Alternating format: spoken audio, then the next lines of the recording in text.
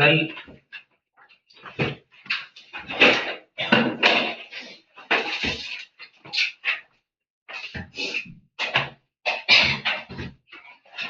Question किया था, और क्वेश्चन लिख रहा हूँ।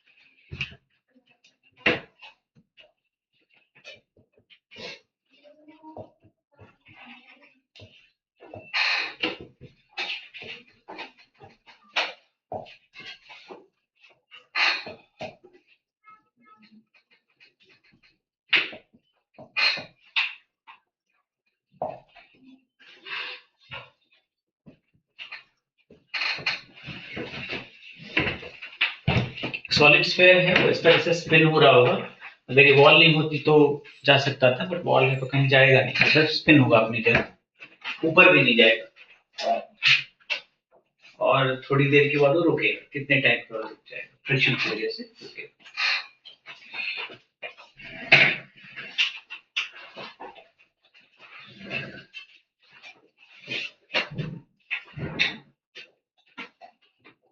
ये ऊपर जा सकता है, ठीक है, लेकिन इसमें नहीं जा रहा है, ध्यान देना।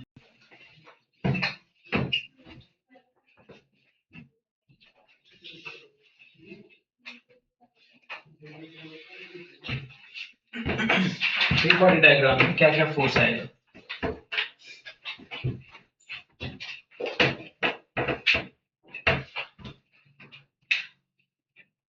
ग्रेविटी और सेम पॉइंट से एक नॉर्मल फोर्स आएगा। फिर एक फ्रिक्शन भी आएगा। किधर आएगा? तो ये पॉइंट स्लिप होके इधर जा रहा होगा एंटी क्लॉकवाइज, तो फ्रिक्शन इधर आएगा। काइनेटिक फ्रिक्शन होगा, तो ये कितना हो जाएगा? Mu into n1। Mu same ही दिया है दोनों साइड, और ये फोर्स यहां से भी आएगा जिसको आगे जाने से रोक रहा होगा, n2। और इसके अगेंस्ट पे फ्रिक्शन कैसा होगा? एंटी क्लॉकवाइज, मतलब ये पॉइंट नीचे आ रहा है तो ऊपर की तरफ एक फ्रिक्शन लगेगा। ये होगा F2 which is equal to mu times यहाँ का नॉर्मल n2।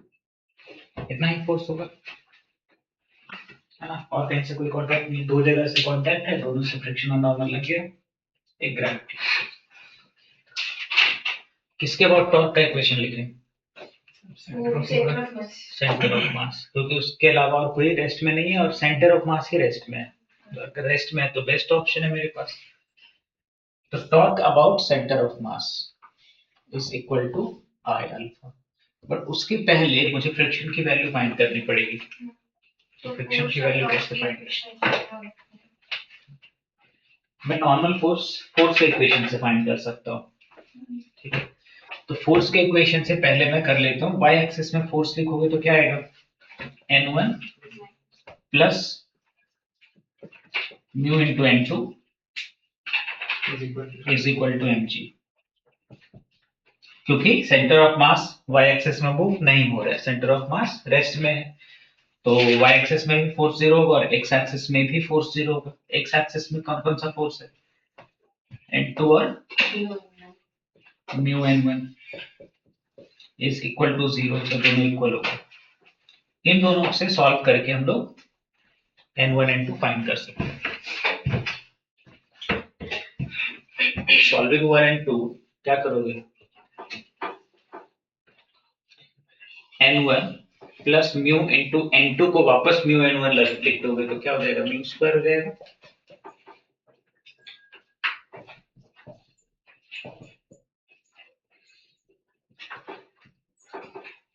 ये हो गया n1। n2 कितना होगा? Second equation, mu into n1 मतलब mu mg divided by 1 plus mu square.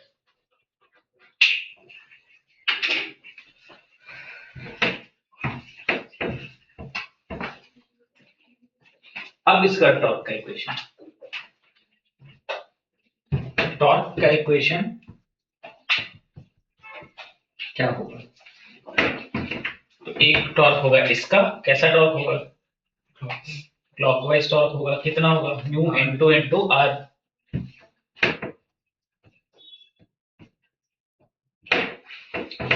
एक टॉर्क होगा इसका, ये भी क्लॉकवाइज होगा। कितना होगा? Mu n1 into are. Clockwise इसलिए दोनों प्लस हो गए। इज इक्वल टू आईसीएम कितना होता है? और अल्फा कैसा है? नेगेटिव। क्यों? मैं क्लॉकवाइज या एंटी क्लॉकवाइज पूछ रहा हूँ। तो कैसा एंटी क्लॉकवाइज ले रहे हो? तो ये एंटी क्लॉकवाइज लिया अगर मैंने तो नेगेटिव हो जाएगा। अब देखो अल्फा कितना है?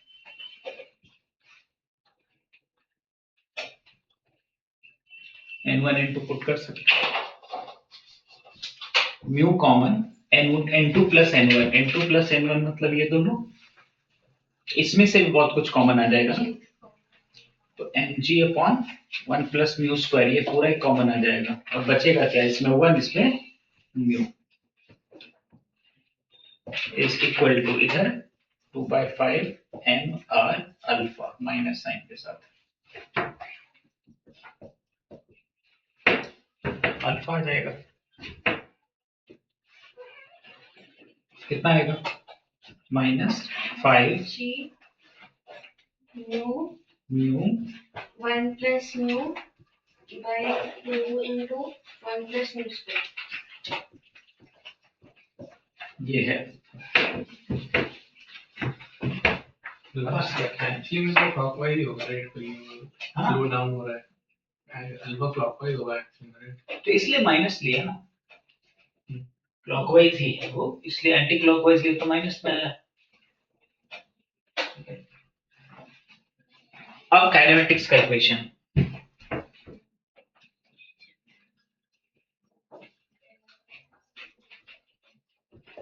क्या इक्वेशन होगा?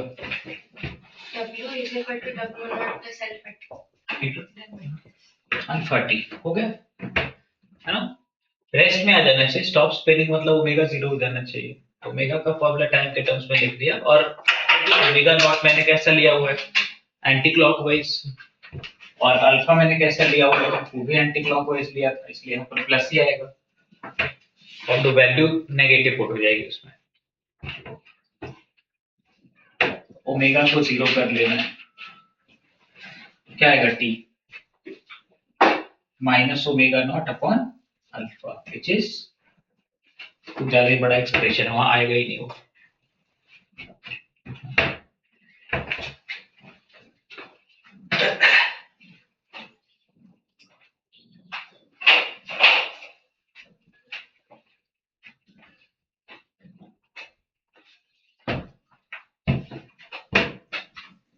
लिख देता हूं इसको यहाँ से। तो t इज इक्वल टू कितना हो जाएगा?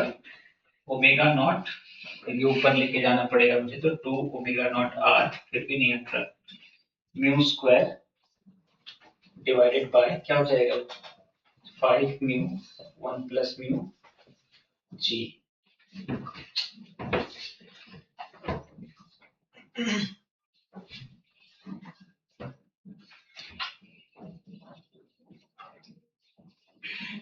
नेक्स्ट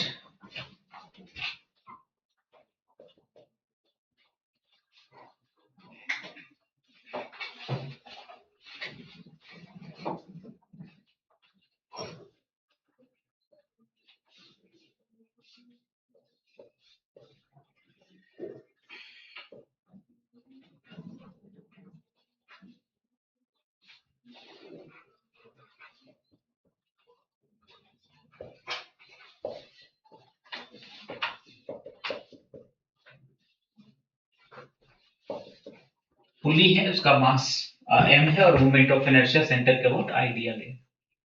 मासेस अलग अलग हैं दोनों ब्लॉक्स के। आइडियल स्ट्रेंथ है, but pulley is non ideal, क्योंकि पुली में मास भी है और सफिशिएंट फ्रिक्शन है, स्ट्रिंग उस पर स्लिप नहीं करेगी।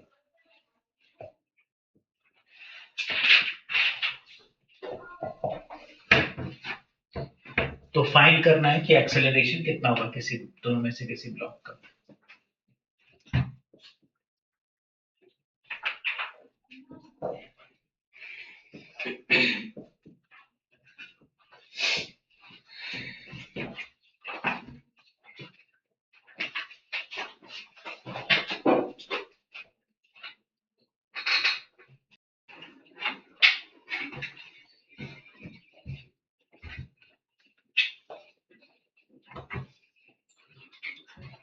रेडियस भी आएगा इसका, तो वो भी लिख देता हूँ।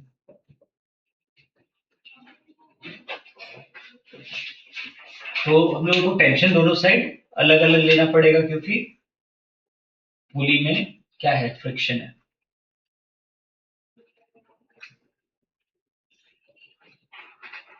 फ्रिक्शन से टेंशन क्यों बदल रहा है?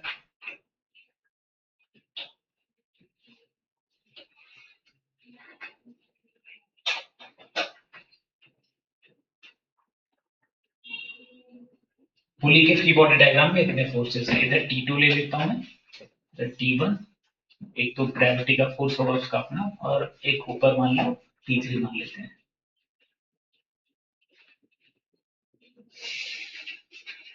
कैसे घूम रहा है?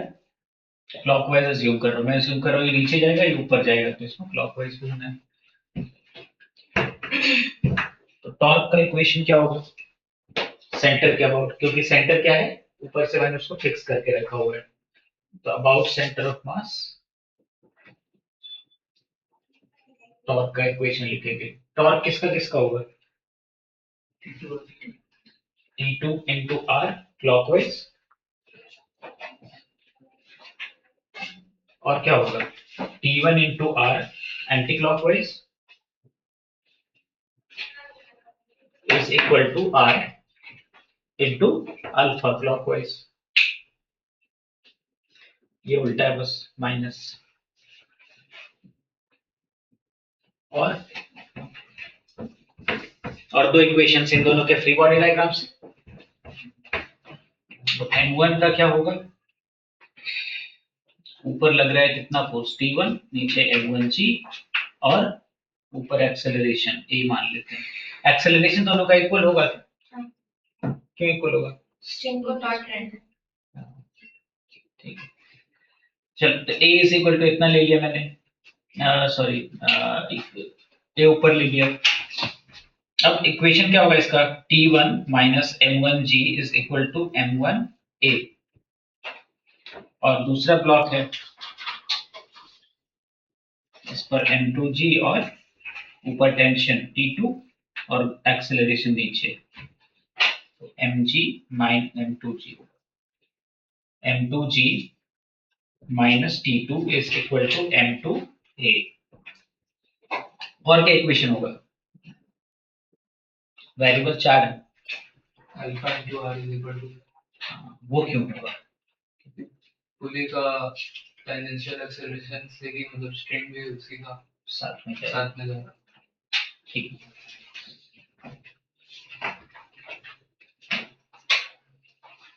उसको ऐसे समझना पड़ेगा, मैं डायग्राम भी बना देता हूँ अलग से।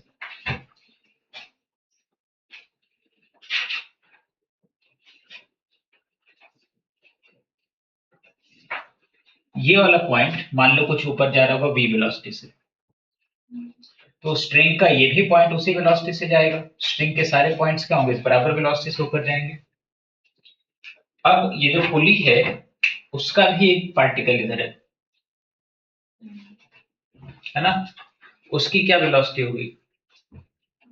पुली का सेंटर तो रेस्ट में है ना, और ये क्लॉकवाइज घूम रहा है, मान लो इसका कुछ ओमेगा है मेरे पास, तो इसकी वेलोसिटी क्या होगी? ऊपर की तरफ ओमेगा आर हो जाएगी ना, होगी ना, ओमेगा इंटू रेडियस। इसकी वेलोसिटी क्या हो जाएगी? सेम ओमेगा इंटू रेडियस, लेकिन क्लॉकवाइज इसलिए नीचे। तो अब मैं ये कह सकता हूं कि क्योंकि ये स्ट्रिंग का पार्टिकल और पुली का पार्टिकल दोनों कांटेक्ट में है और स्लिप भी नहीं हो रहे, रिलेटिव मोशन नहीं होगा। रिलेटिव मोशन नहीं होगा तो v और ओमेगा आर को बराबर होना चाहिए, है ना।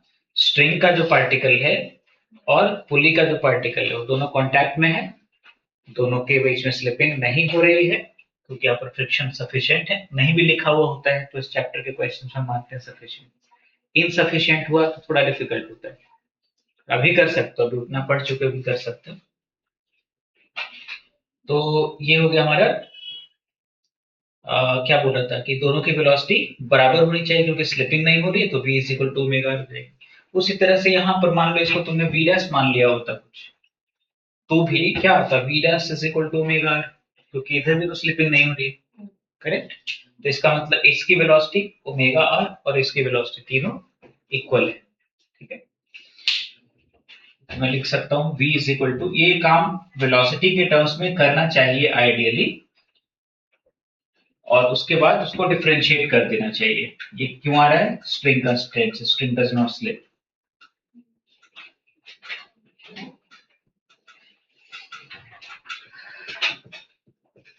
और उसके बाद क्या करें, उसको डिफरेंशिएट कर लेंगे तो आ जाएगा a is equal to alpha r।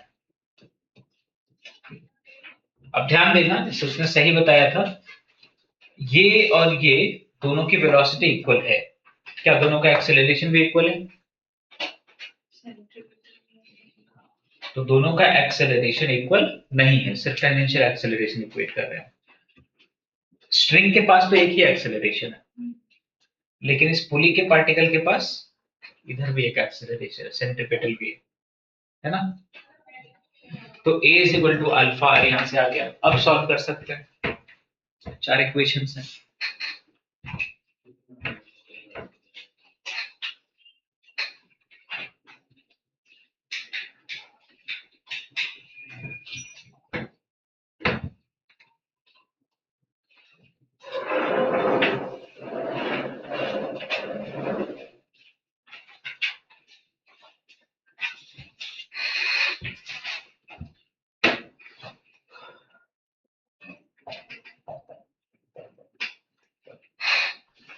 Solve कैसे करें, इसको पहले r से डिवाइड कर लेता हूं मैं, तो इसमें आएगा t2 माइनस t1, फिर इसको ऐड कर लेंगे तो t2 का t1 का सारा टर्म कट जाएगा, क्या क्या बचेगा, m2g minus m1g is equal to m1 a plus m2 a plus, यहाँ r नीचे आ जाएगा, i बाय r हो जाएगा, और अल्फा को हम यहां से लिख देंगे a बाय r, तो ये ऐसा हो जाएगा।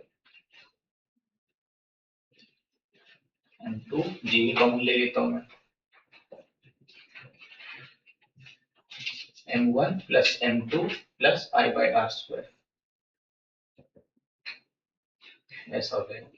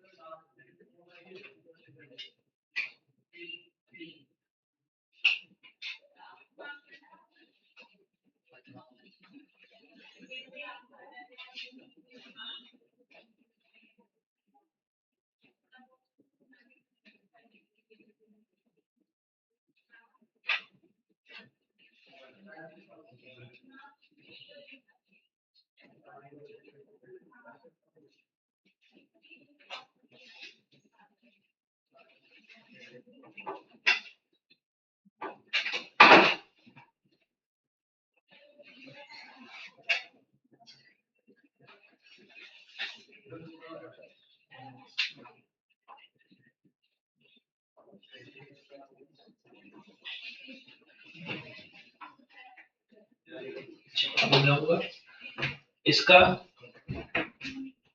एक शॉर्टकट भी है। शॉर्टकट है तो मतलब फंडामेंटल मेथड नहीं है वो, मतलब कभी कभी फेल भी होता है। उसके लिए हमें असरटेन करना पड़ेगा कुछ। जैसे देखो ये वाला पॉइंट है, अब इसका आंसर कहीं से भी लेंथ ऑफ स्ट्रिंग पर तो डिपेंड नहीं करेगा, है ना।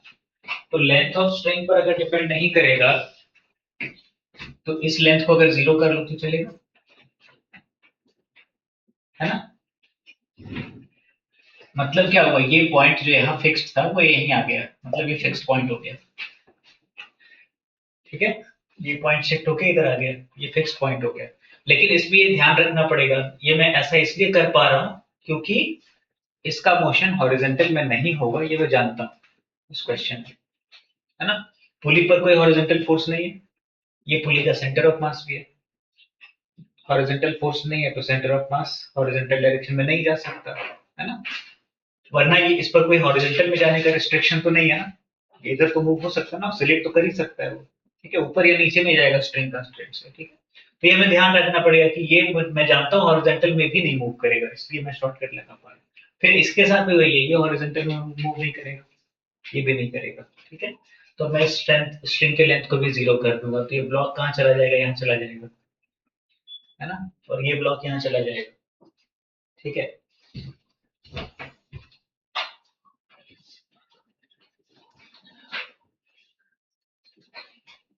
तो अब ये एक पुली है जिसका सेंटर फिक्स्ड है और उसके ऊपर दो और पार्टिकल्स हैं, कितने कितने मास के हैं, n1 n2 और ये खुद n का है। अब इस पर फोर्सेस क्या क्या होंगे, एक फोर्स यहां से लगेगा m1g, एक फोर्स यहां से लगेगा m2g, एक यहां से लगेगा mg, और एक क्योंकि इसको फिक्स किया है तो कुछ तो फोर्स और आएगा ऊपर। अब वही जो सेंटर पॉइंट है, फिक्स्ड पॉइंट है, वहां से अब वो सेंटर ऑफ मास नहीं है, अब बस एक फिक्स्ड पॉइंट है, तो वहां से मैं ले लेता हूँ ये फिक्स्ड पॉइंट जो भी है सी ले ले उसको। तो टॉर्क कितना आएगा इसके अबाउट, इसका आएगा कैसा आएगा, क्लॉकवाइज m1g into r, वो कैसा आएगा एंटी क्लॉकवाइज। और I कितना होगा, तो I अब होगा I plus m2r square plus m1r square, है ना। जगह कम है तो नीचे कर लेता हूँ इसको, I plus m1r square plus m2r square into alpha. Alpha मैंने वहां पर क्लॉकवाइज लिया हुआ है, मैं क्लॉकवाइज यहाँ भी ले लेता हूँ, तो ये माइनस हो जाएगा बस। और देखो अल्फा कितना आ रहा है,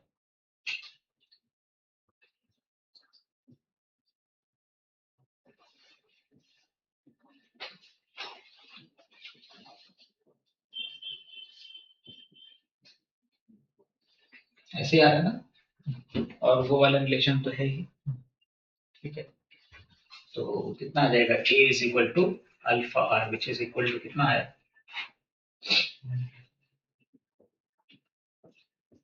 जी आर स्क्वायर ऊपर भी हो जाएगा, लेकिन मैं सबको आर स्क्वायर से डिवाइड कर सकता हूँ, तो वही वाला फॉर्म बन जाएगा जो उसमें आया था।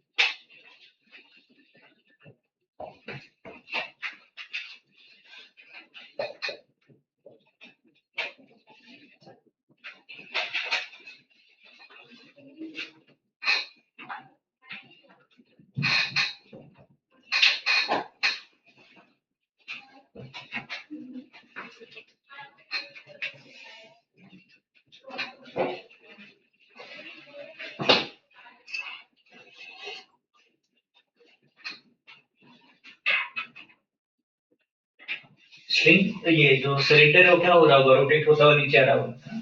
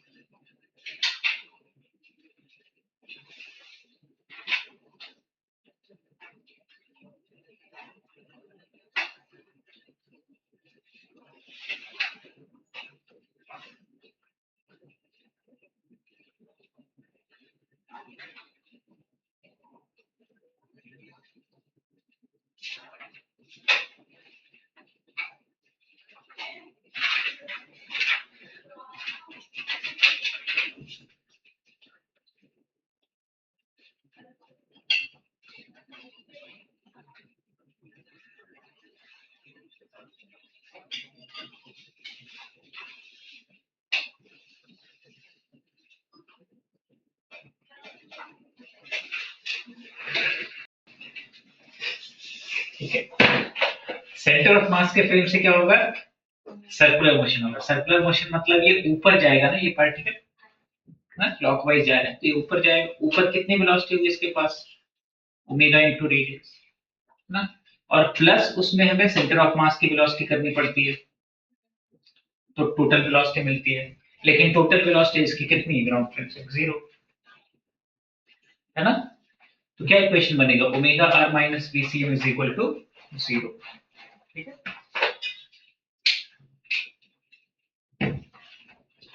तो बाय स्ट्रिंग कंस्ट्रेंट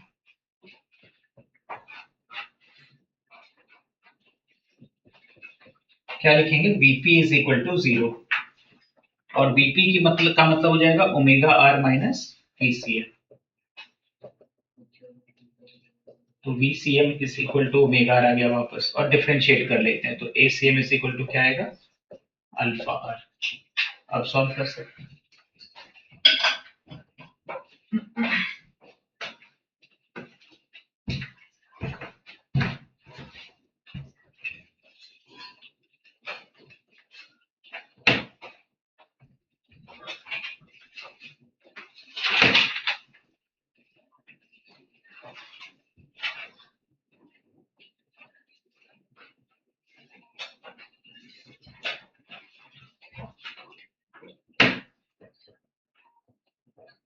तो तीनों इक्वेशंस को हम सॉल्व कर सकते हैं इजीली। क्या जाएगा, एम जी माइनस टी की जगह ये लिख देता हूं मैं, M R alpha by 2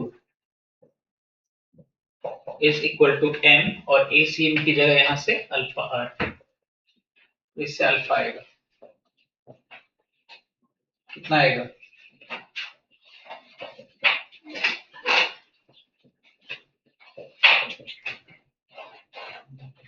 to ji by 3 are.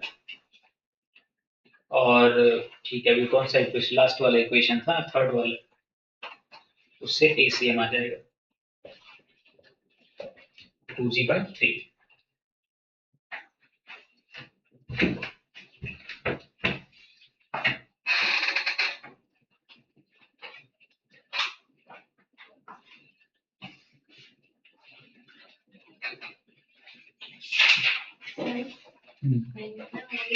जो ACM विजिबल कर पार वाला वो वाला ना आपको बोला था एक्सप्रेशन से करने में मैंने उससे गलती कर दिया तो ये वाला आएगा तो सेम ही रिजल्ट ना, उससे कोई दिक्कत नहीं है। बस उसमें क्या होगा कि theoretically कोई पूछेगा एक्सेलरेशन इक्वल है कि नहीं है, तो तुम बता दोगे इक्वल है कि नहीं, सेंट्रिपिटल एक्सेलरेशन तुमने नहीं लिया उसमें, अगर वो सॉल्यूशन आ जाएगा कोई दिक्कत नहीं उससे। तो मैंने टेंजेंशियल एक्सेलरेशन किया कि ये अगर पुली है, पुली का पॉइंट है, पुली का पॉइंट ए से नीचे जा रहा होगा, क्यों, मतलब सेंटर ऑफ मास के नहीं ऊपर जा रहा होगा। पहले तुम अपना पूरा स्टेटमेंट पूरा कर लो उसके बाद। हाँ, तो वो नीचे पर अगर वो उसका अल्फा होगा, ए होगा कुछ, तो स्ट्रिंग क्योंकि रेस्ट में है तो उसको भी काउंटर बैलेंस करने के लिए उतना ये चाहिए, तो उससे इक्वेशन बन गया चलेगा,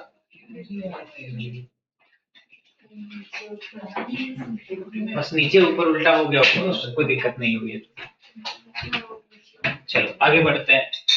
ये हो गया एक मेथड इसका। दूसरा, क्या हम लोग इंस्टेंटेनियस एक्सिस से भी इक्वेशन लिख सकते थे, ये वाला है ना, क्या इसमें इंस्टेंटेनियस एक्सिस ढूंढना आसान होगा, वो जो पुली का स्ट्रिंग के साथ कांटेक्ट में वो तो वो रेस्ट में है, हाँ, तो वही इंस्टेंटेनियस एक्सिस हो गया है ना।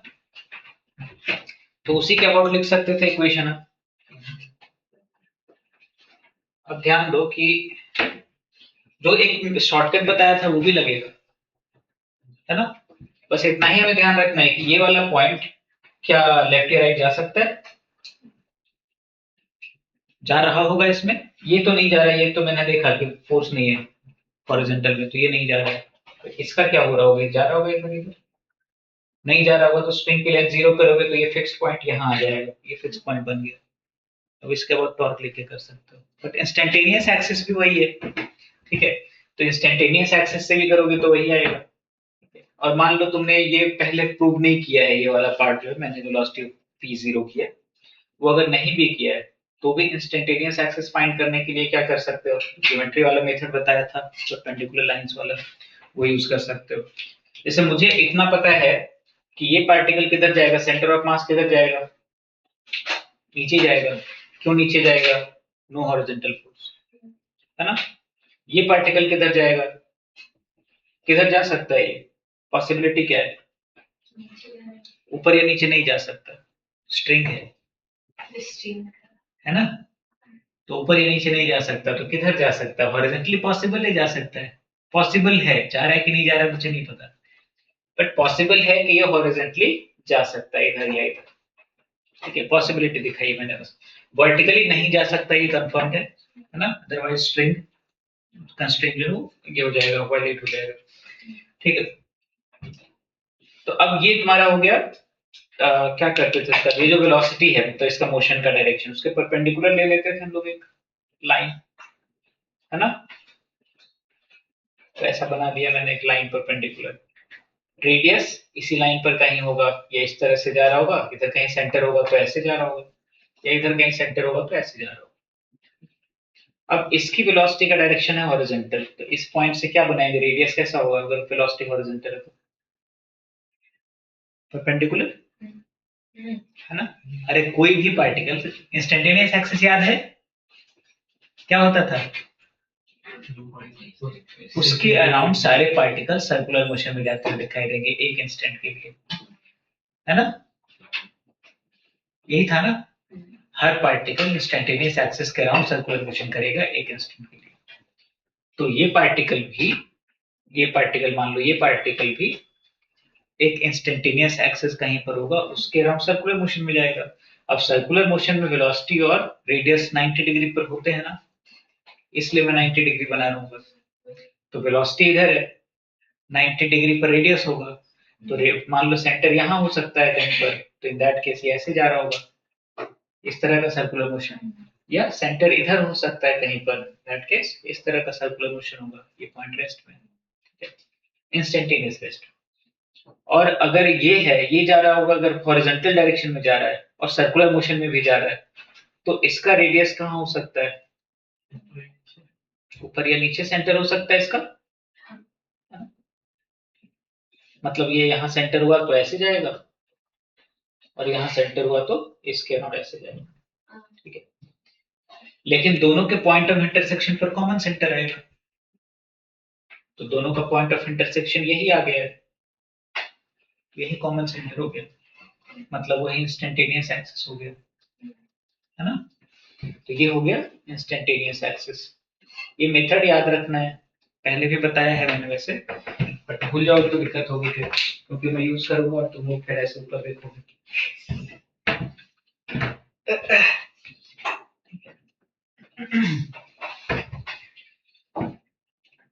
अब इसके अबाउट इंस्टेंटेनियस एक्सिस के अबाउट टॉर्क का इक्वेशन लिख सकते हैं, फोर्स उसी तरह से है, फोर्स में फिर से बना देता हूँ, यहाँ पर टेंशन था और यहाँ ग्रेविटी का फोर्स था।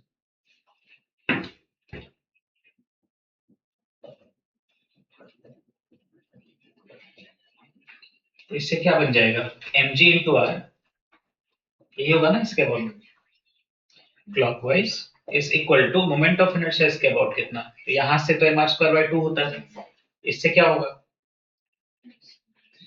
तो ये mr²/2 हो जाएगा इंटू अल्फा, तो अल्फा कितना आ गया, आ गया, ठीक है। तो इंस्टेंटेनियस एक्सिस इजियर होता है, ठीक है, लेकिन फाइंड करना पड़ेगा पहले, और अगर फाइंड करने में डिफिकल्टी होती है तो नहीं यूज करना बेटर है, फिर मेथड यूज करना अच्छा है, ठीक है। तो ये हो गया, और अल्फा के बाद फिर दूसरा वाला तो आ ही जाएगा इस तरह का, या यहाँ से तुम ऐसे भी कर सकते हो, ये इंस्टेंटेनियस एक्सिस है तो डायरेक्टली तुम्हें मिल जाएगा कि ये सर्कुलर मोशन में जा रहा है, तो इसकी वेलोसिटी क्या होगी, ओमेगा इंटू रेडियस, है ना, इससे डायरेक्टली मिल जाएगा।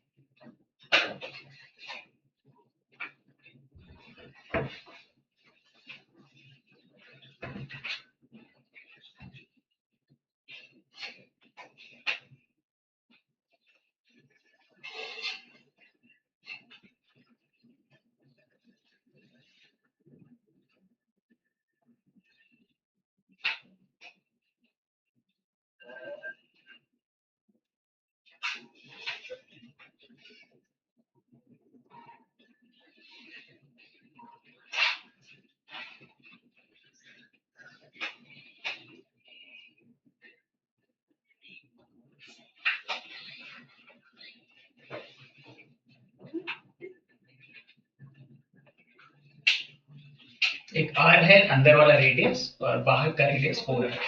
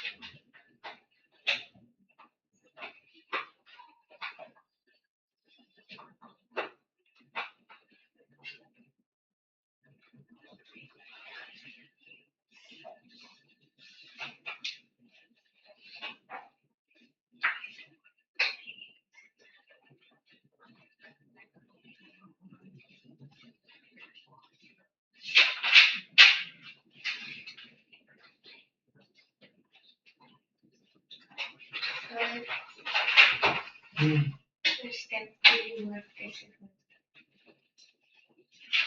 दो पुलीज है, दोनों का ओमेगा सेम रहेगा, बस उतना ही।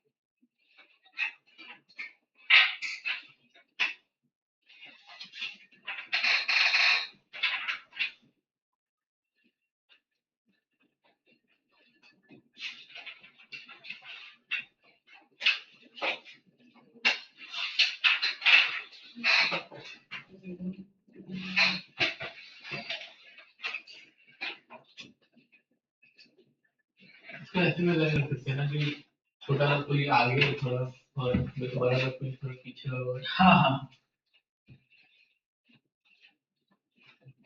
स्टेप पुली ऐसा ही होता है जनरली, सेम एक्सल। एक पुली यहाँ है,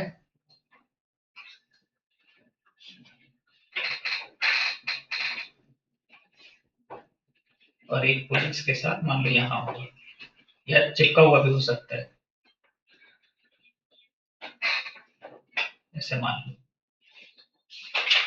तो एक स्ट्रिंग इसके ऊपर, एक स्ट्रिंग इसके ऊपर, इसलिए रेडियस अलग अलग है, लेकिन दोनों का ओमेगा साथ में होगा।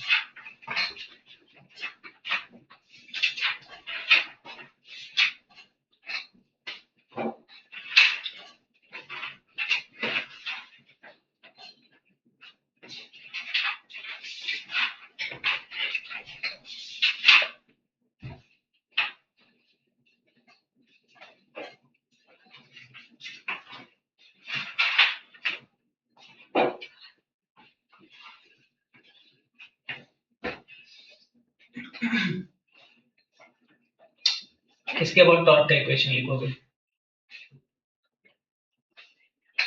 क्या इंस्टेंटेनियस एक्सिस मिल रहा है आसानी से? This is lead or string. ये स्ट्रिंग जहां पर यहाँ पर ना,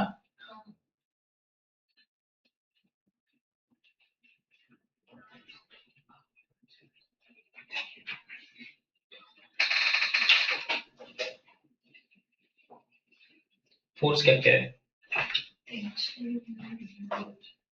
दो साइड से टेंशन है, ग्रेविटी का फोर्स होगा,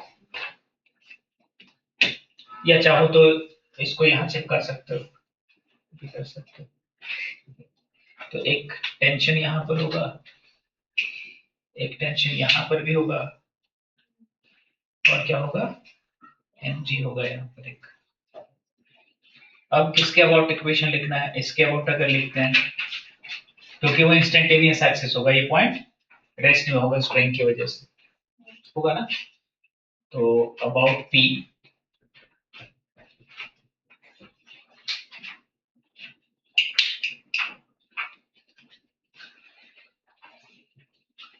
टॉर्क अबाउट p कितना है? mg इंटू r होगा एक तो, है ना। इसके अबाउट और क्या होगा, टेंशन इंटू कितना, कितना ये 5r, है ना। यहाँ से ही 4r है ना, यहाँ से 5r हो जाएगा, दोनों क्लॉकवाइज। I कितना है, I ही है, ऐसा हो जाएगा। और क्या लिखो,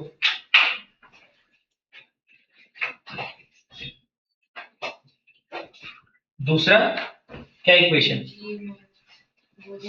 एक इसका ब्लॉक का, है ना। तो इस ब्लॉक का एक फ्री बॉडी डायग्राम बनाएंगे।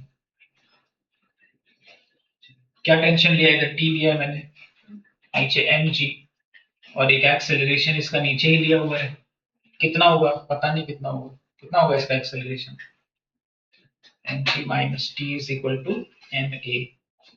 अब बताओ a और अल्फा में क्या रिलेशन होगा, Alpha into R. a is equal to alpha into कितना, 4.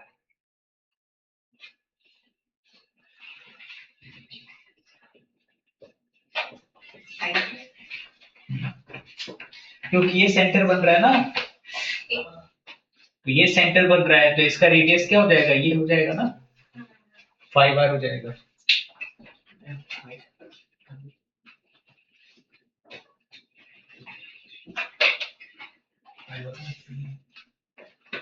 ठीक है, ये सेंटर बन रहा है, तो इसके अराउंड क्या हो जाएगा, ओमेगा मान लो कुछ, इसकी वेलोसिटी फाइंड करनी है, क्या लिखोगे, ओमेगा इंटू कितना रेडियस 5r ना, और इसको डिफरेंशिएट करोगे तो ये आएगा।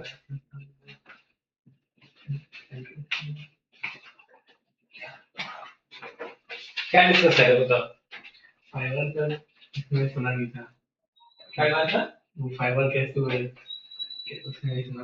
नहीं, मैं सोच रहा था कि आगे पीछे है तो 5r डायरेक्टली बोल सकते हैं। ओमेगा तो सेम ही है ना, ओमेगा सेम ही है ना, तो यहां से ले रहे हो मान लो, तो इसके लिए कितना यहां से लोगे, ठीक है। अच्छा ठीक है, वो प्रूव किया जा सकता है, कोई दिक्कत नहीं है। एक्सेस का पहले फाइंड करोगे इसका, तो एक्सेस इसका और इसका तो सेम ही है, तो दोनों का एक्सेलरेशन इक्वल ही होगा। तो इसके अबाउट इसका पहले इस छोटे वाले पुली से ले लेते हैं, ठीक है। तो छोटे वाले पुली से लोगे तो क्या आएगा, इसके अबाउट इसका एक्सेलरेशन नीचे अल्फा इंटू आर ही आएगा ना, ठीक है। अब इसके रिस्पेक्ट में ये कितने से नीचे आएगा, अल्फा इंटू 4r, तो हो तो गया वही अल्फा इंटू 5r हो गया ना फाइनली, ठीक है। हो गया, अब सॉल्व कर सकते हैं।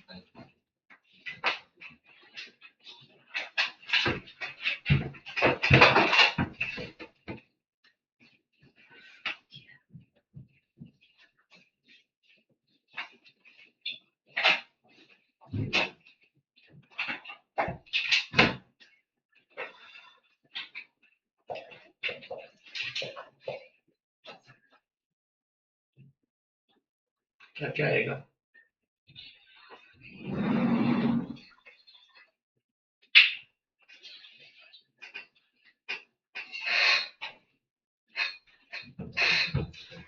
Six mg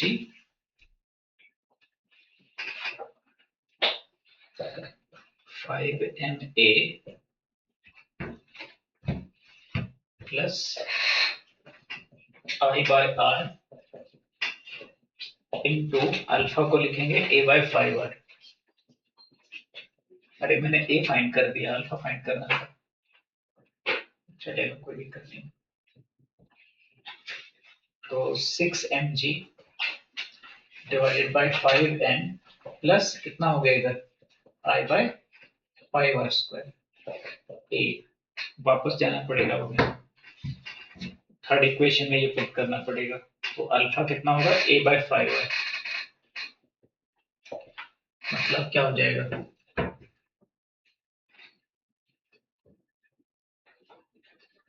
6 mg upon 5R, नीचे तो 25 mr हो जाएगा प्लस I by R।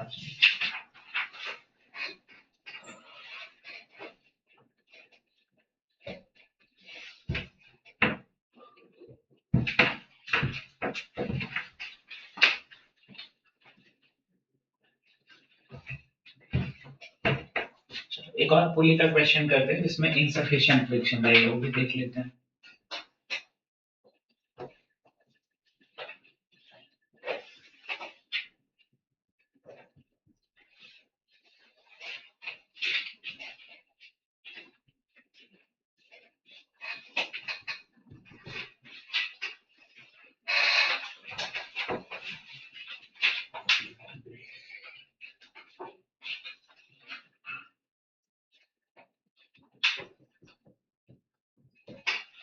पुली का ये सब दिया हुआ है और इनसफिशिएंट फ्रिक्शन कोएफिशिएंट दिया हुआ है म्यू।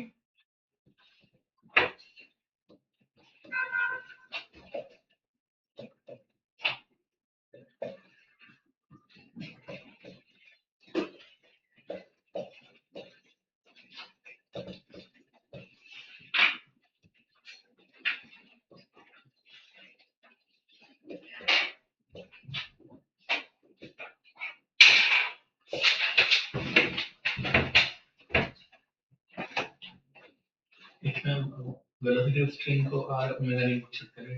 हाँ, नहीं बोल सकते, अल्फा इंडिपेंडेंट हो जाएगा, दोनों का एक्सेलरेशन इक्वल होगा बट अल्फा इंडिपेंडेंट हो जाएगा। पिछले क्वेश्चन का जो फर्स्ट इक्वेशन है उसमें पैरेलल एक्सिस नहीं यूज करना पड़ेगा, देखिए करना पड़ेगा, गलत हो गया, ध्यान नहीं दिया है ना, तो बहुत गलत हो गया, पूरा ही उसके बेसिस पर है।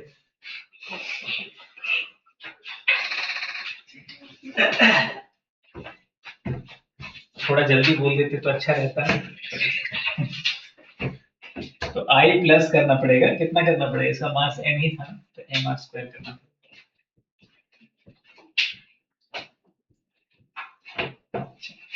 तो चलो सेकेंड थर्ड में तो कुछ नहीं दिक्कत है, यहाँ आ जाएगा प्रॉब्लम ना, यहाँ और कुछ आ जाएगा, कितना आ जाएगा? I तो लिया है मैंने, प्लस mr अल्फा और आएगा, ठीक है, मैंने यहाँ से डिवाइड किया था। और इसका क्या होगा फिर आगे? आर अल्फा को वापस क्या लिखना पड़ेगा? A by 5।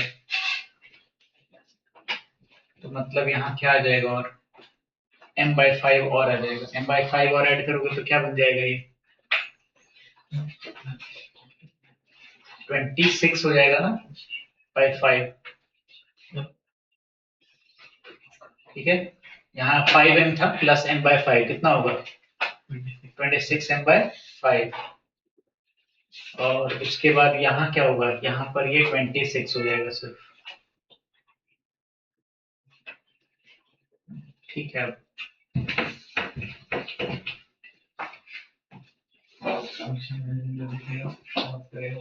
आगे पेड़ में आंसर बदल जाएगा।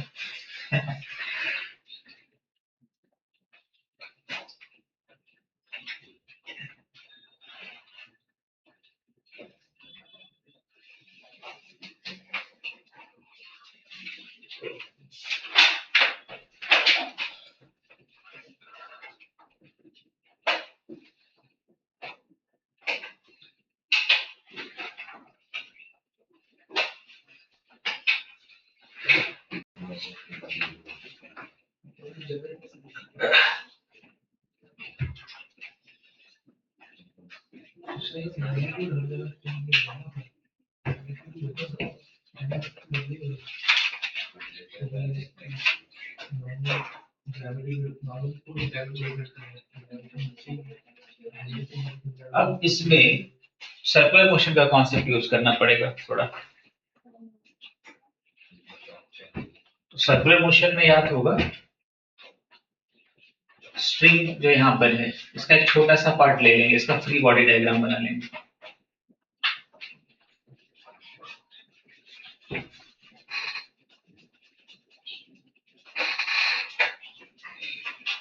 सर्कुलर मोशन में इस तरह का क्वेश्चन किया है ना, डी थीटा ले लिया मैंने इसको। अब एक रेडियल एक्सिस, एक टेंजेंशियल एक्सिस,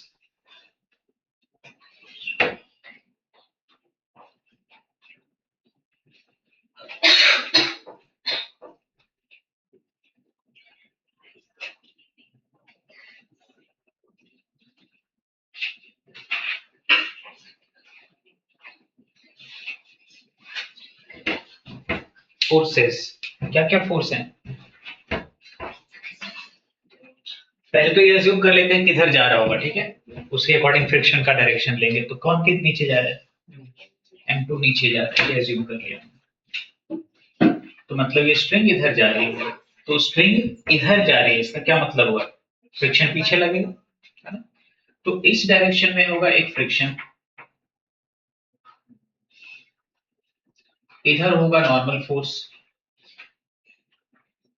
पुली से स्ट्रिंग के ऊपर, और टेंशन भी होगा। टेंशन किधर होगा? तो एक यहां ले लेते हैं इसके टेंजेंट के अलोंग,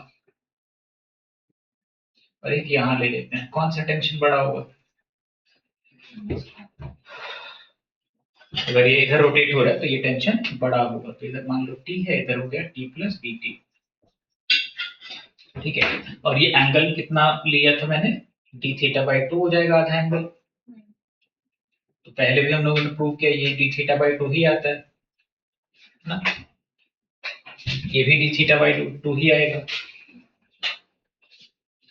रेडियल डायरेक्शन में इक्वेशन बनाओ तो नॉर्मल मिलेगा, टेंजेंशियल डायरेक्शन में इक्वेशन बनाओ तो फ्रिक्शन और टेंशन का रिलेशन मिलेगा, है ना। तो रेडियल डायरेक्शन में क्या इक्वेशन आएगा? डायग्राम क्लियर है ना, ये पहले किया है हम लोगों ने, ठीक है। मैंने यहाँ पर एक छोटा सा पार्ट लिया स्ट्रिंग का, उसका फ्री बॉडी डायग्राम बनाया। तो इधर जो स्ट्रिंग है वो उसको ऐसे पुल कर रही होगी, इधर जो स्ट्रिंग है वो ऐसे पुल कर रही होगी, दोनों टेंशन बनाया मैंने। ये जो सरफेस है इससे नॉर्मल फोर्स ऐसा आ रहा होगा वो बनाया है, और जिधर टेंशन कम है उधर एक फ्रिक्शन आ रहा होगा, ठीक है। स्ट्रिंग तो मासलेस ही, स्ट्रिंग तो मासलेस ही है, तो स्ट्रिंग पर नेट फोर्स 0 ही रहेगा किसी भी डायरेक्शन में। तो रेडियल डायरेक्शन में अगर इक्वेशन बनाओगे तो क्या होगा? इधर dn रहेगा इज इक्वल टू, इधर कितना फोर्स है इसका कंपोनेंट, और इसका कंपोनेंट कितना है? t sin d theta by 2 और t plus dt sin d theta by 2, total कितना हुआ? 2t plus dt sin d theta by 2। तो 2t plus dt sin d theta by 2। इसमें से क्या कर सकते हैं? sin d थीटा बाई 2 को क्या लिखें? d थीटा बाई 2 लिख देंगे।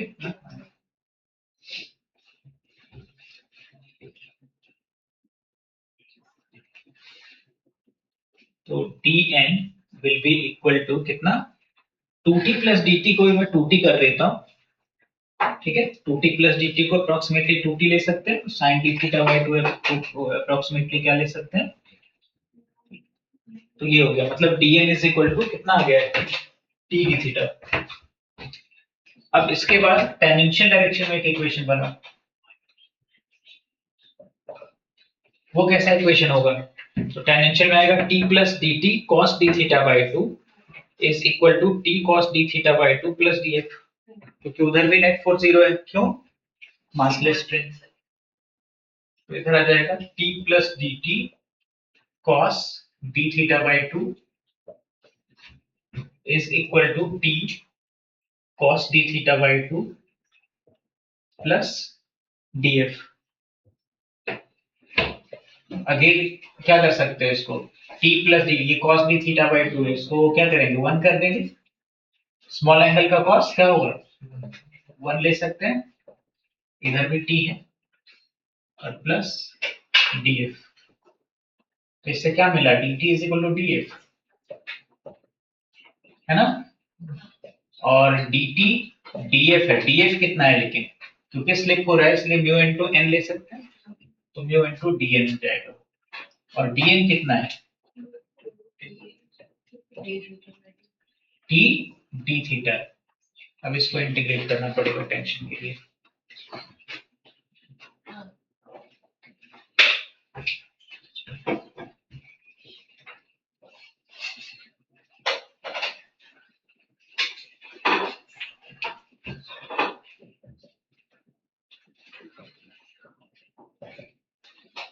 सॉरी इधर टीवी आ जाएगा ना।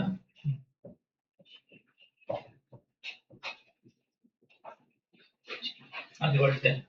अब क्या करें नेक्स्ट, लिमिट्स। तो थीटा कहां से मेजर कर रहे हो? मैंने इसको तो डी थीटा ले लिया था, थीटा कहां से मेजर करना स्टार्ट कर रहे हो? इस साइड से, किस साइड से, इतना ही देखना है क्योंकि स्ट्रिंग इतनी ही है हमारे पास। लेफ्ट साइड से लेना है, ठीक है। तो लेफ्ट साइड पर थीटा हो जाएगा 0 और वहां पर टेंशन कितना होगा T1 मान लेते हैं, यहाँ का टेंशन, यहाँ का T2, करेक्ट। तो यहाँ हो जाएगा टेंशन T1। फिर इधर दूसरा साइड है, इसको क्या ले लें पाई, वहां टेंशन कितना है T2, हो गया करेक्ट। क्या आएगा इधर, क्या आएगा तो स्ट्रिंग यहाँ पर पाई रेडियन तक लिपटी हुई है। कई बार क्या हो सकता है पाई बाई 2 रेडियन, एक स्ट्रिंग हॉरिजॉन्टल एक वर्टिकल हो तो पाई बाई 2 रेडियन आएगा। तो एंगल डिफरेंट हो सकता है, उसके हिसाब से भरना है वहां पर। हो गया। अब T2 बाई T1 कुछ मिल रहा है हमें, मतलब कितना हो गया T2 in terms of T1 कुछ मिल गया ना। T2 कितना हो जाएगा, T2 by T1 is equal to e raise to power mu पाई।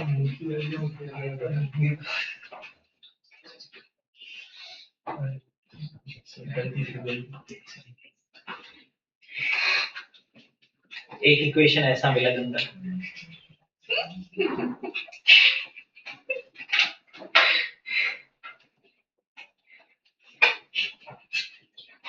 अब दो ब्लॉक्स हैं, दोनों का फ्री बॉडी डायग्राम बना सकते हो।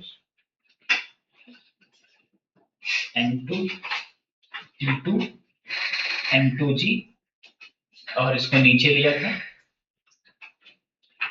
सो क्या इक्वेशन होगा M2G minus T2 is equal to M2A।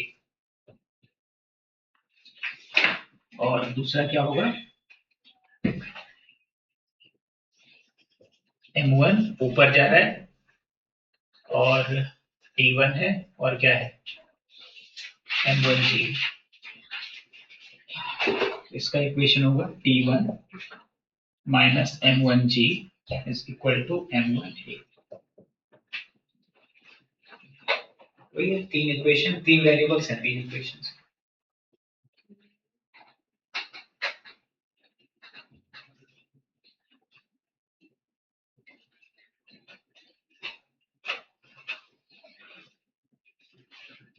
कुछ आ नहीं जाएगा सॉल्व कर।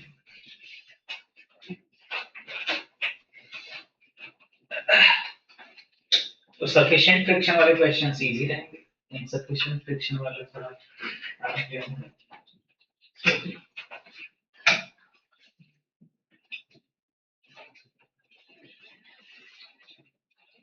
रोटेशन फ्रिक्शन वाले में हम लोग ने फ्रिक्शन का क्यों नहीं ड्रॉ किया? मैंने जो फ्री बॉडी डायग्राम बनाया अभी तक जो भी हम बनाते आए हैं पहले से भी, उसमें हम क्या करते हैं, इसको तो लेते ही हैं पुली को, साथ में ऊपर जो स्ट्रिंग है उसको भी लेते हैं सिस्टम में, इसलिए सिर्फ टेंशन लगाते हैं, है ना। तो फ्रिक्शन है वो इंटरनल हो गया ना स्ट्रिंग और पुली के बीच में, तो उसका टॉर्क क्या हो जाएगा, जीरो ही हो जाएगा, है ना। अगर तुम सिर्फ पुली लेते, उसके ऊपर का स्ट्रिंग नहीं लेते, तो इस पर टेंशन नहीं लग रहा होता ना जो हमने टेंशन लगाया। सिर्फ पुली पर टेंशन क्यों लगेगा, सिर्फ पुली पर क्या लगेगा, फ्रिक्शन लगेगा, ठीक है। मैंने क्या किया, न्यूटन लॉज में भी हम यही करते हैं, वहां पर भी हम क्या करते हैं, जो ऊपर स्प्रिंग है उसको भी साथ में ले लेते हैं, तो फ्रिक्शन की कोई जरूरत नहीं है, टेंशन लगा के friction internal.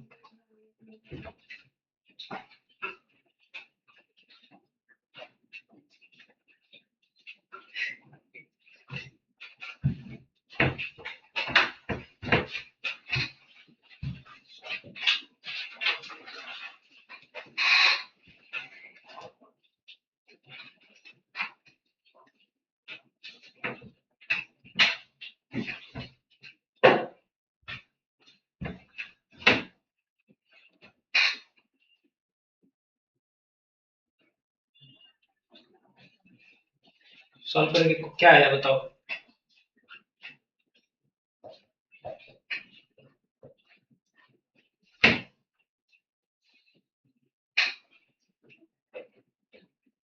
Into g minus T two को लिख देता हूं मैं T one times e raise to power mu pi, बहुत खराब आने वाला है। और उसके बाद दूसरा है मेरे पास T one minus m one g, लेकिन मुझे इसमें क्या करना पड़ेगा, e raise to power mu pi multiply कर देता हूँ मैं, इधर क्या है एम वन ए, इसमें भी मल्टीप्लाई कर दिया, अब ऐड कर सकते हैं।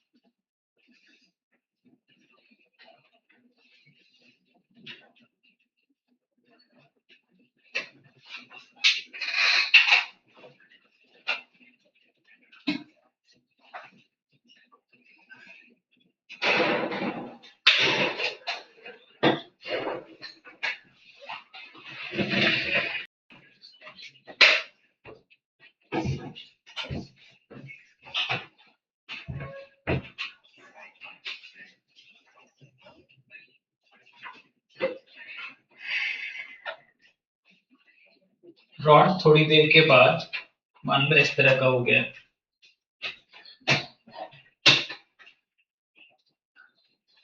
इसके सेंटर ऑफ मास की हाइट अब L/2 cos थीटा बचेगी।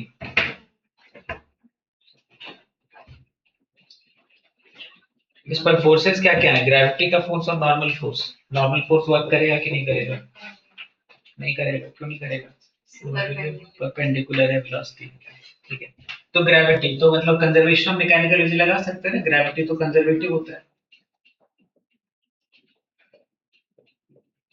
Initial kinetic energy plus initial potential energy is equal to final kinetic energy plus final potential.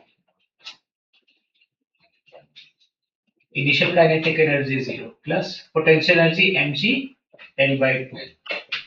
Final kinetic energy कितनी लिखूं?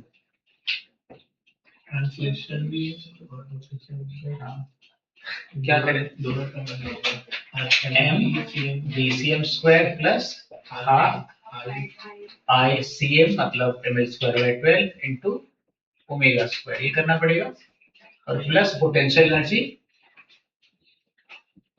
mg L/2 cos theta.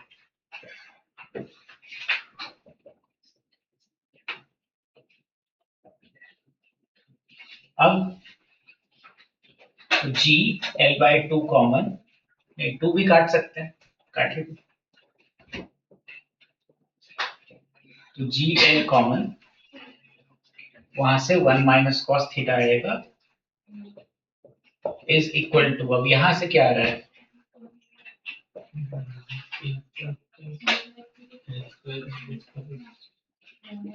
ठीक है, अब क्या करोगे?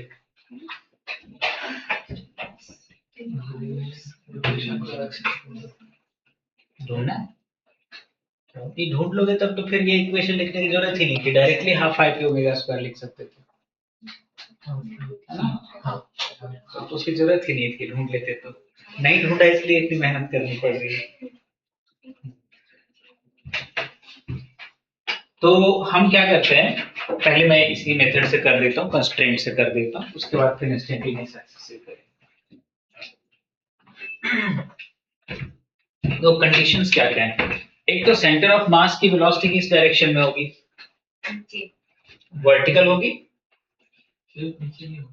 हाँ, क्योंकि कोई एक्सटर्नल फोर्स नहीं है, हॉरिजॉन्टल फोर्स क्या क्या है? ग्रेविटी और नॉर्मल, है ना? सेंटर ऑफ मास तो सिर्फ नीचे ही जाएगा ना, बाकी पॉइंट्स का मोशन होगा थोड़ा कॉम्प्लिकेटेड। सेंटर ऑफ मास तो सिर्फ एक्सटर्नल फोर्स पर डिपेंड करेगा उसका motion. External force is always vertical, horizontal कुछ है ही नहीं, तो नो हॉरिजॉन्टल फोर्स। इसलिए सेंटर ऑफ मास की जो वेलोसिटी होगी वो कैसी होगी? वर्टिकल होगी। वो ले लिया। इसके बाद एक ओमेगा भी एज्यूम करना पड़ेगा। ओमेगा भी एज्यूम कर लिया मैंने क्लॉकवाइज, नीचे इधर ही गिरता हुआ दिख रहा है क्लॉकवाइज वो। अब इस पार्टिकल की वेलोसिटी कितनी है ये बताओ। सेंटर ऑफ मास की भी एक वेलोसिटी है और ओमेगा से घूम भी रहा है, तो इस पार्टिकल की वेलोसिटी कितनी होगी? तो पुराना ही काम करेंगे हम, एक सर्कुलर मोशन की वेलोसिटी और प्लस सेंटर ऑफ मास की वेलोसिटी। तो सर्कुलर मोशन की वेलोसिटी इसकी किधर होगी? ये रेडियस है ना, तो इधर होगी। ये रेडियस है ना, तो रेडियस के परपेंडिकुलर, तो इधर की तरफ हो जाएगी। कितनी वेलोसिटी है ये?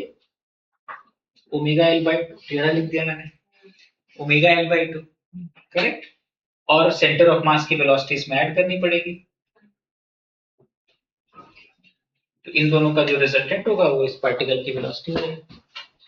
लेकिन इसकी वेलोसिटी वर्टिकल डायरेक्शन में तो नहीं हो सकती, तो इसकी वेलोसिटी का वर्टिकल कंपोनेंट 0 होगा, यही इक्वेशन बनाएंगे, ठीक है।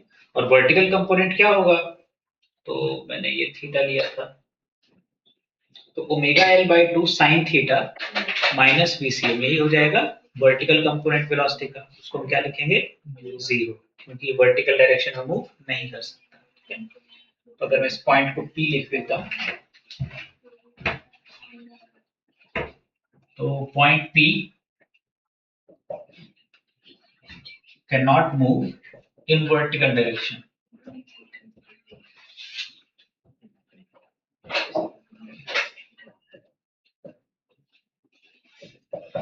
तो इसका मतलब हो गया omega L by two into sine theta minus VCM is equal to 0।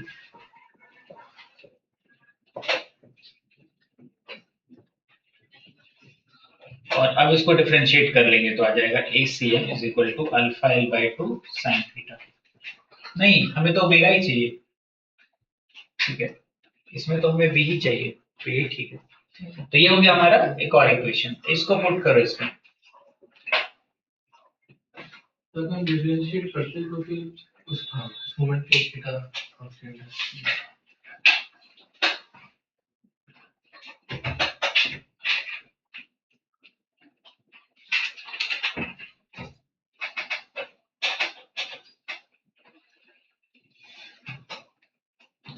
अब क्या करें, इसको पुट करते हैं फर्स्ट एंड सेकेंड, क्या होगा GL 1 minus cos theta is equal to क्या हो जाएगा VCM का स्क्वायर मतलब omega square L square by 4 sine square theta plus omega square L square by 12, एक L कट जाएगा और कुछ बच जाएगा 12G 1 minus cos theta divided by क्या क्या आएगा, L एक बच जाएगा 3 साइन स्क्वायर थीटा प्लस 1, ये ओमेगा स्क्वायर है, तो ये ओमेगा।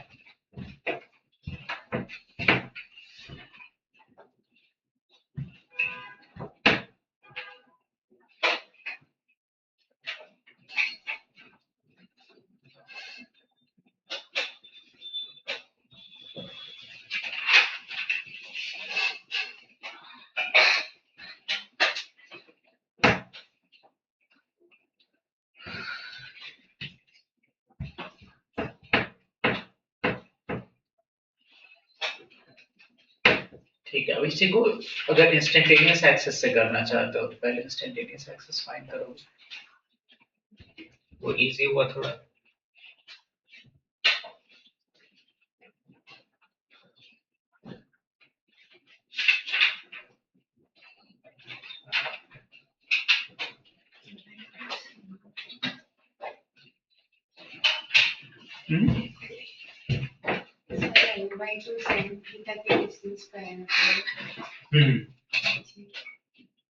नीचे नहीं है, साइड में आएगा, BCM की ही लाइन में हॉरिजॉन्टल लेवल में, नहीं नीचे नहीं, उसके हॉरिजॉन्टल लेवल में लेफ्ट साइड में।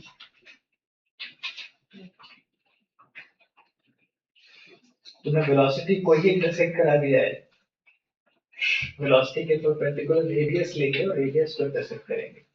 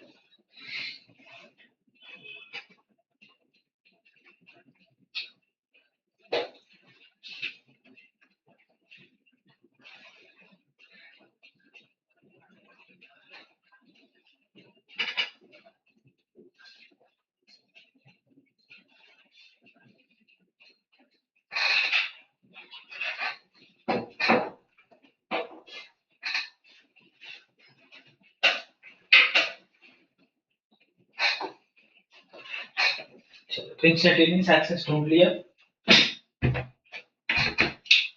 इसकी वेलोसिटी नीचे है, मतलब रेडियस कैसा होगा, हॉरिजॉन्टल, और इसकी वेलोसिटी कैसी है, हॉरिजॉन्टल है, मतलब रेडियस होगा वर्टिकल। यहां पर आ जाएगा इंस्टेंटेनियस एक्सिस, और ये डिस्टेंस कितना है, ये थीटा था, तो ये L/2 sin थीटा होगा। तो मोमेंट ऑफ इनर्शिया लिखेंगे तो ml²/12 plus m into L/2 sin theta का स्क्वायर। और वर्क डन तो सेम ही रहेगा, उसमें तो कोई प्रॉब्लम है नहीं, ये वाला।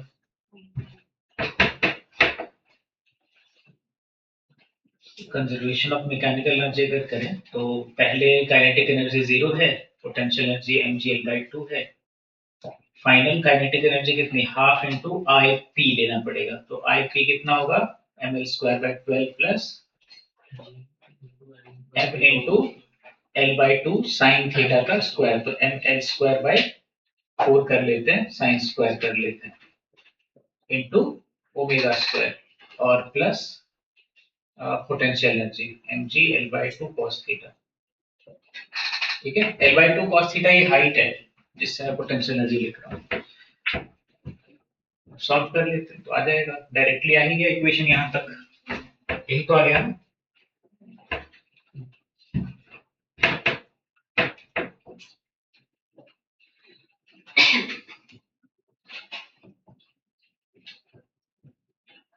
एक एल भी कट रहा है इनफैक्ट।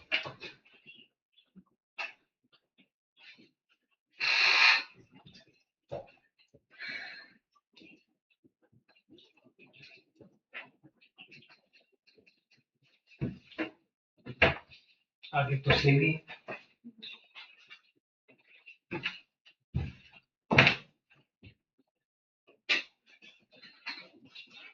अब एक बिल्कुल सिमिलर क्वेश्चन है।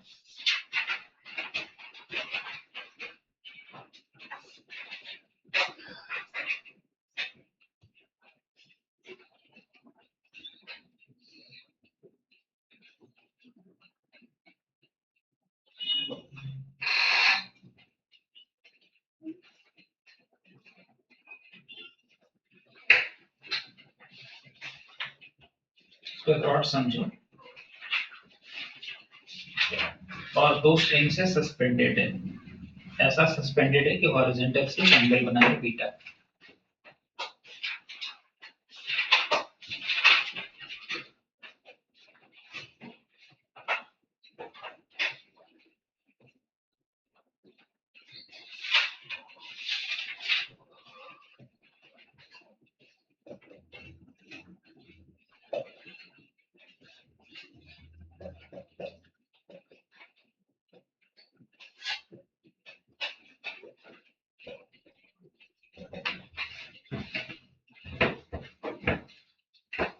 इक्विलिब्रियम में रेस्ट में था इनिशियली, और मैंने राइट साइड वाले स्ट्रिंग को कट किया। जस्ट कट करने के बाद अल्फा कितना होगा इसका, मास m और लेंथ l ले लेना।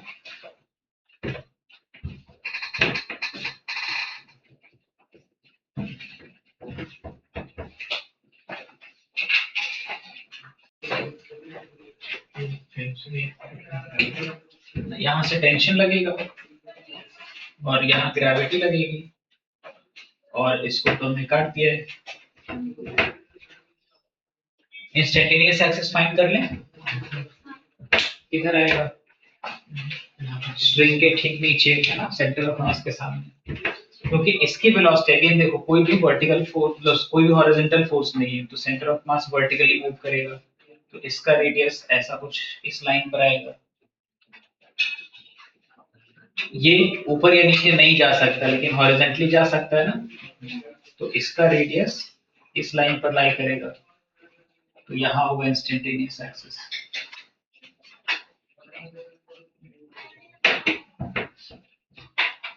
अब इसमें क्योंकि ये पॉइंट राइट या लेफ्ट जा सकता है, जाना होगा, इंस्टेंटेनियस एक्सिस इधर आया, स्ट्रिंग वाला जो शॉर्टकट वाला मेथड था वो नहीं लगा पाएंगे इसमें, नहीं तो ये फिक्स्ड हो जाएगा। तो इंस्टेंटेनियस एक्सिस के बाद टॉर्क का इक्वेशन लिख लेते हैं। कितना टॉर्क होगा, mg इंटू डिस्टेंस कितना है ये, तो mg into l/2 cos beta is equal to moment of inertia यहाँ से ml² plus m into l/2 cos beta का स्क्वायर, ml²/12 ये क्या आवाज आ रही है, l/2 cos बीटा का स्क्वायर इंटू अल्फा। अल्फा कितना आ गया, 6g cos बीटा अपॉन कितना है l और 1 + 3 cos स्क्वायर बीटा, ये है अल्फा। और ACM कितना होगा, तो इसके अराउंड सर्कुलर मोशन मान के हम कर सकते हैं, तो ACM कितना आ जाएगा, alpha into l/2 cos beta.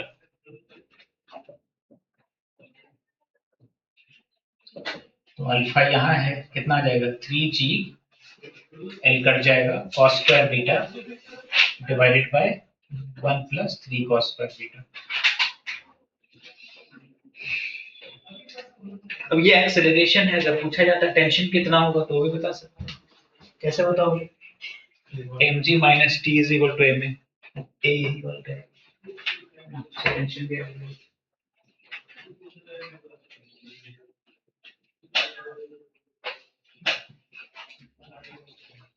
तो नेक्स्ट टाइम मे बी एक क्वेश्चन 2 क्वेश्चन और दे सकता हूँ, लेकिन उसके बाद एंगुलर मोमेंटम